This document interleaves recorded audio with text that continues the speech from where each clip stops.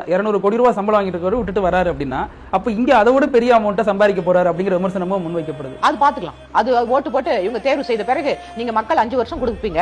50 வருஷமா நீங்க கொடுத்து ஊழல் ஆட்சி வச்சிருக்கீங்க. ஒரு 5 வருஷம் அவருக்கு கொடுத்து பார்ப்போம். அவர் ஊழல் பண்ணாருன்னா அவர் தூக்கி எடுக்கிறதுக்கு உங்களுக்கு தான் வந்துட்டு ஓட்டு உரிமை இருக்குது. ஒரு நல்லவர் வராருன்னு சொல்லிட்டு அவர் சொல்றாரு. எல்லாருக்குமே இப்படி 50 வருஷமா தேர்தல் அறிக்கை கொடுத்து அந்த தேர்தல் அறிக்கை நிறைவேற்றாத இந்த ஆட்சியை திரும்ப திரும்ப வரணும்னு நம்ம போடும்போது யாரோ ஒரு புது மனுஷன் வராரு. அவருக்கு வந்துட்டு நம்ம ஓட்டு போட்டு பார்ப்போம். அவரும் தப்பு பண்ணா தூக்கி எறிஞ்சிடலாமே. இப்ப 2 திராவிட கட்சிகளும் ஜெயிலுக்கு போன கட்சி.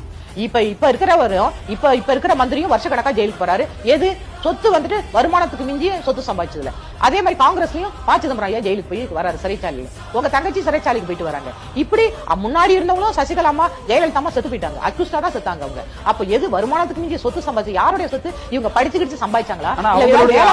அணிலா இருந்து உதவுனர் தான் விஜய்ங்கிற விமர்சனங்கள் இருக்குல்ல. நான் கூட தான் எந்த கட்சி இருக்கோ அவங்க ஓட்டு போடுறேன். நானும் ஏடிஎம்கே போட்டிருப்பேன், டிஎம்கே போட்டிருப்பேன், காங்கிரஸ் போட்டிருப்பேன். எந்த கட்சி இருக்கோ நான் என்னோட பிரஜையா இருந்து இந்திய பிரஜையா நான் ஓட்டு செலுத்தி இருக்கிறேன். அதனால நான் கட்சி தொடங்க கூடாதுன்னு கிடையாது. இப்ப விஜய் கட்சி தொடங்குறாருன்னு சொன்னா அவரும் ஓட்டு தானே போட்டிருப்பாரு யாருக்கும் ஒருத்தவங்களுக்கு. அவங்க சரியில்லைன்னு தானே அவர் கட்சி தொடங்குறாரு. இப்ப இருக்கக்கூடிய ஊழல் அரசு வேண்டாம், பொய் பிரச்சாரம் வேண்டாம், இந்த வாரிசு அரசியல் வேணவே வேணாம்.